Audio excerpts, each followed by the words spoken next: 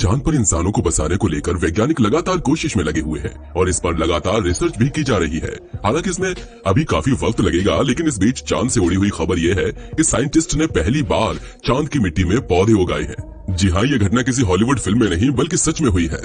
चांद से लाई मिट्टी में पौधे उगने की इस सफलता ने वैज्ञानिकों की उम्मीद बढ़ा दी है कि एक दिन चांद पर खेती संभव होगी।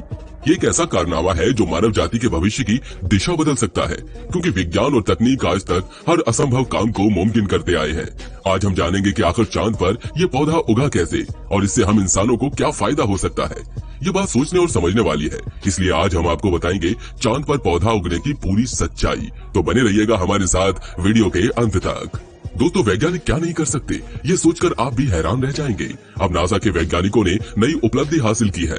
वैज्ञानिकों ने चंद्रमा से लाई गई धूल मिट्टी में पौधे उगाए हैं, जो मानव इतिहास और चांद को लेकर किए तमाम रिसर्च में पहला मील का पत्थर है। वैज्ञानिकों ने चांद की मिट्टी पर पौधे उगा लिए हैं। चांद की मिट्टी धरती की तरह उर्वरक नहीं होती, इसके बावजूद उस मिट्टी में कलियां खिलना एक बड़ी उपलब्धि है। यह भविष्य के मून मिशन पर भेजे गए एस्ट्रोनॉट्स के लिए खेती करने में मदद करेगा। चांद पर इंसानी कॉलोनी बनाना अब आसान हो सकता है, क्योंकि कहीं भी शहर बनाने के लिए सबसे पहले जरूरी वस्तुओं में आता है खाना। अगर उस जगह की मिट्टी उर्वरक नहीं होगी तो फसल कहां से उगेगी। लेकिन वैज्ञानिकों ने अब चांद की मिट्टी में पहली बार पौधे उगाने की सफलता हासिल की है।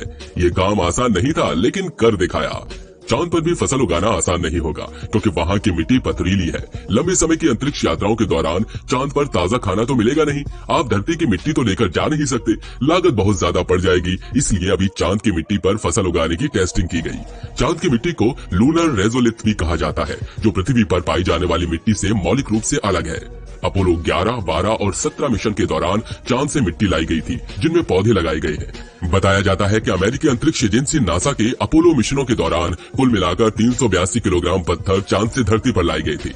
नासा ने उन पत्थरों को वैज्ञानिकों में बांट दिया, लेकिन ये नहीं पता था कि ये मिट्टी कितने सालों में खत्म होगी। ऐसी उम्मीद जताई जा रही है कि आर्टेमिस मिशंस के दौरान अमेरिका चांद से और मिट्टी लाने की प्लानिंग कर रहा है।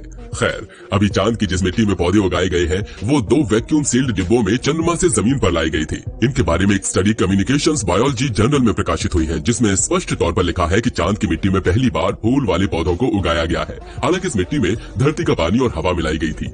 बताया जाता है कि बहुत छोटे आकार के गमलों में उन्होंने इस मिट्टी की सिर्फ 1 ग्राम मात्रा डाली और उसमें पानी और बीज डाले। उन्होंने पौधों को रोज पोषक तत्व दिए। इस प्रयोग के लिए वैज्ञानिकों ने हरी सरसों के एक करीबी रिश्तेदार को चुना था, क्योंकि यह बहुत आसानी से उग जाता है और इस पर विस्तृत अध्ययन भी हुआ है, जिसका जेनेटिक कोड और प्रतिकूल परिस्थितियों में प्रतिक्रिया के बारे में वैज्ञानिक काफी कुछ जानते हैं। अंतरिक्ष में भी इस पौधे पर प्रयोग हो चुके हैं।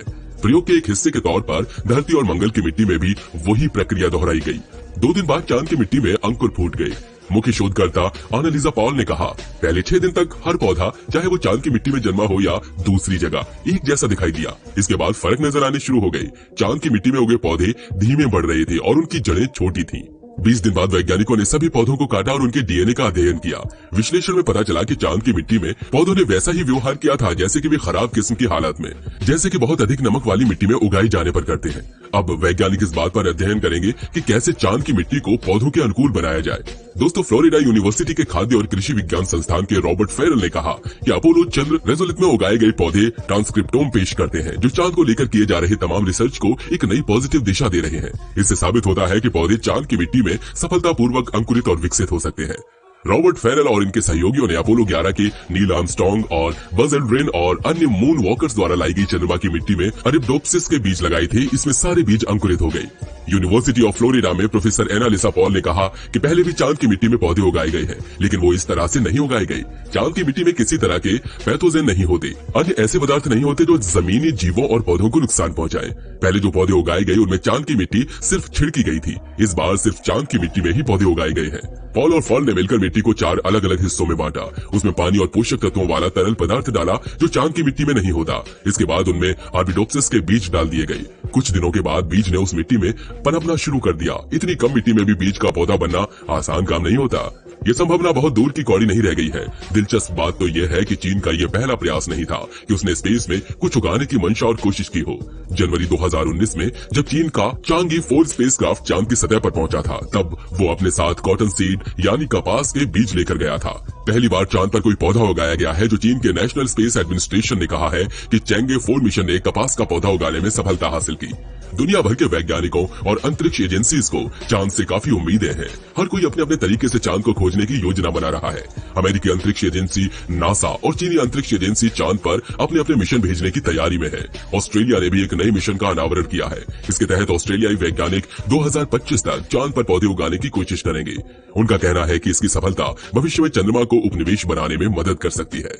इन सबको ध्यान में रखते हुए चीन ने चांद पर लोगों को बसाने के लिए अपनी कोशिश में शामिल होने की कोशिश की है। साल 2019 की शुरुआत में ही चीन ने अपना इतिहास तब रचा जब उनका चांग 4 मिशन, जो कि मून पर दुबका हुआ था। इस मिशन का उद्देश्य चांद की तरफ बढ़ने की कोशिश कर रहा था। अंतरिक्ष यान अपने साथ एक मिनी बायोस्फीयर लेकर आया था, जिसे लूनर माइक्रो इकोसिस्टम का नाम दिया गया था। ये एक छोटा सा सिलेंडर था जो पृथ्वी के वातावरण की तरह चांद के बहुत छोटे हिस्से को बनाने की कोशिश कर रहा था। लेकिन एक अंतर था, चांद पर गुरुत्वाकर्षण की कमी थी और कॉस्मिक किरणें आ रही थी, और ये दृश्य था कि कम गुरुत्वाकर्षण और कॉस्मिक किरणों की उपस्थिति में क्वांटम बढ़ रही है या नहीं। मिनी बायोस्फीयर में कई से जुड़े हुए जैसे आलू, कपास और कई तरह के संयंत्र। ये एक्सपेरिमेंट काफी हद तक सक्सेसफुल हो रहा है और इससे पहले कपास के बीज में से संयंत्र शुरू करें, फिर आलू और दूसरे संयंत्र से प्रस्थान करें। लेकिन 14 दिन के बाद सारे संयंत्र मर गए। इन सूक्ष्म के बहुत ही सिंपल रीजन है।